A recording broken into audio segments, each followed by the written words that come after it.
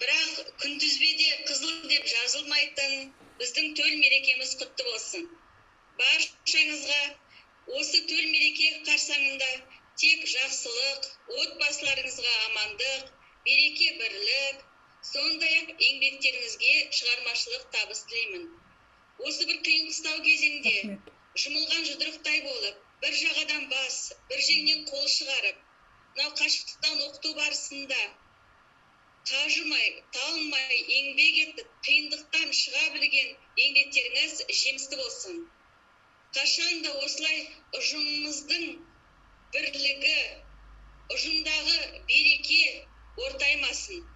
Ортамызға жаңадан қосылған әріптестеріме сәттілік, осы біздің ұжымдағы ауызбіршілікті әрі қарай жалғастырыңыздар деген тілек айтамын.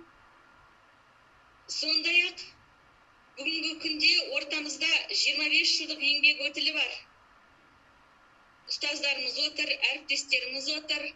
Меруерт Акановна және Нұргүл Темірбаевна, сіздердің осы жеткен жетістіктеріңіз, 25 жылдық ширек ғасырлық еңбектеріңіз жемісті болсын.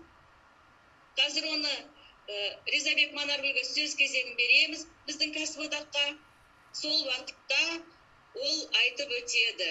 Сондай-ақ кеше біздің Манаргүлімізде кәсіподақтық еңбегі бағаланып, бұл дегеніміз енді ақысы төленбейтін, ақысы жұмыс қой, сол еңбегі бағаланып, облыстық кәсіподақ комитетінен марапатқа ие болып жатыр. Осындай жетістіктеріміз көп болсын. Манаргүл, сіздің еңбегіңізге ризамыз. Құдайым сізге қуат берсін, осылай коллективтің, ұжымның кәсіподақтағы мүддесін қорғап жүріңіз. Амин, рахмет. Ал Манаргүл, ары қаратай өзіңіз жалғастырып алып кетіңіз. Бізге кеше Меруерт Акановна мен Нұргүл Темірбаевнаны шын жүректен құттықтаймыз 25 жылдығымен. Ол кісілерге арнайы алғыс хаттар берілді. Мен оны алып келдім. Хаттың өзінің кішкентай шағын сыйлықтары бар екен. Ол аздап кешігіп жатыр. Алдағы уақытта болады дейді. Сол не айтам, мерекелеріңіз құтты болсын, әріптестер, дендеріңіз сау болсын, отбасыларыңызға амандық, өздеріңізге шығармашылық табыс, дендеріңіз сау болсын, барлықтарыңызға құтты болсын мереке. 25 жыл біздерге жығысты болсын.